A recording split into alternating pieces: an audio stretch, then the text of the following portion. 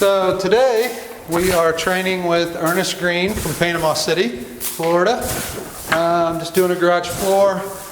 We've laid the epoxy and now we're flaking. So if you want to grab one of those buckets.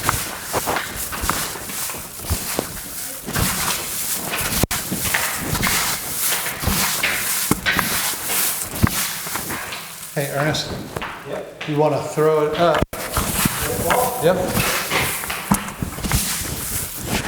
So, you want to go to the edge. You want to go to the edge for sure.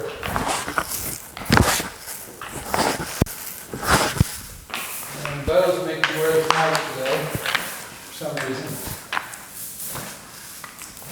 So we put a fun tan base coat down, and now we're flaking it with the Camel flake.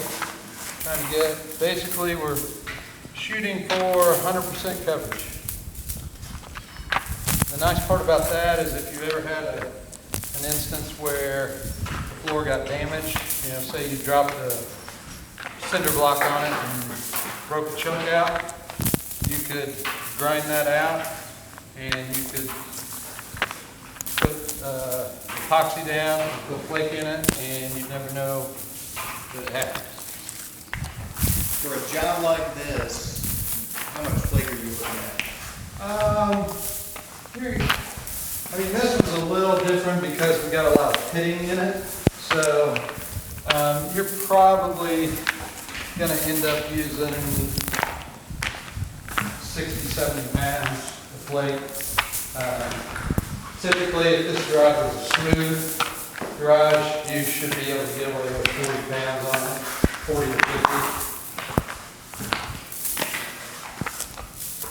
Tell me for people that are coming into the epoxy world, these are not terribly difficult jobs to do, correct? No, I mean, you can do them by yourself in about 8 hours.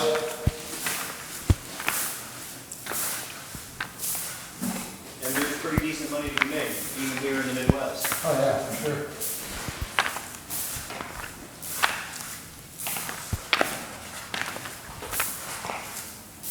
Yeah, you get, you basically, just assume this is about 400 square feet, a little more, a little less. You're going to charge $5 a square foot. If you're doing the pony walls, which is those over there, you're going to add, depending on how tall they are, 50 to 75 cents a square foot. So just on the floor itself, you're going to get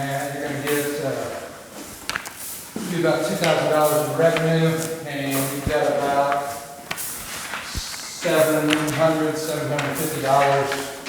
in cost.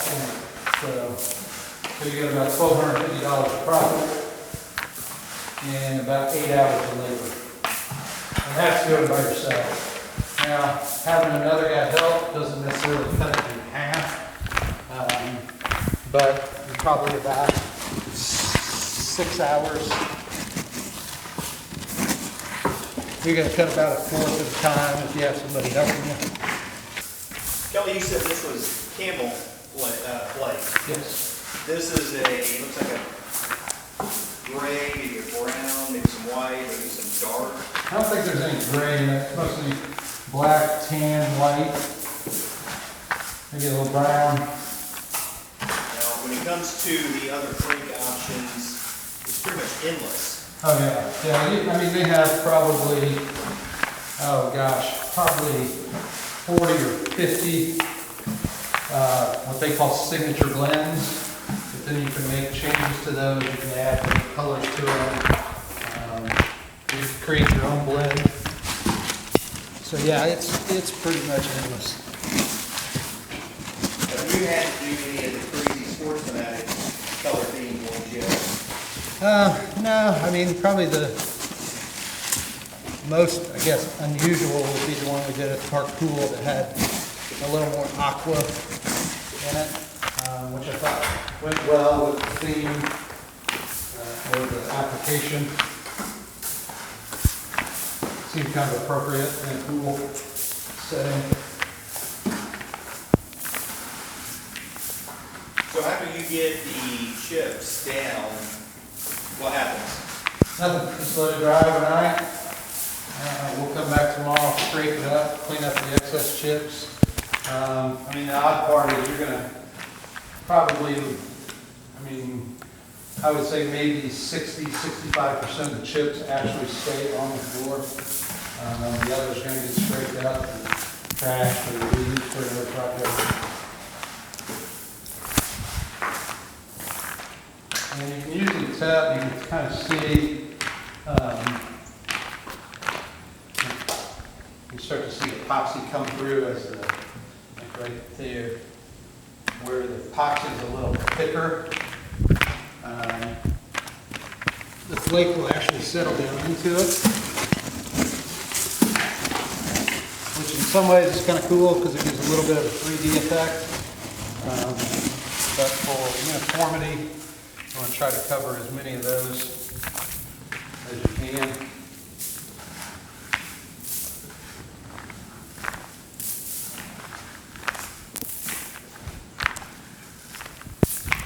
You want to get as much on there as you possibly can. I think this gives more uniformity to it. A lot of your box store kits, they'll come with like a pound of flake just to give a little bit of a sprinkle to it. So you're never going to get any uniformity with those. The epoxy will tend to discolor on those, so your uniformity of your floor won't stay consistent. With this, with 100% broadcast, that floor is going to stay pretty much looking prettier for a longer period of time than one of the box store kits. Yeah, I mean the cleanup's not really that difficult with the chips. Because you're going to scrape them up in a corner, you're going to pick probably 70% of them up, just put them back in a bag, you'll vac it, so you're going to get some of that, some of the dust chips from when you flake it, but then you'll blow it out.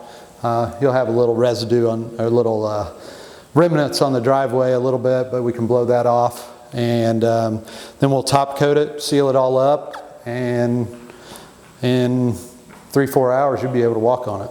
So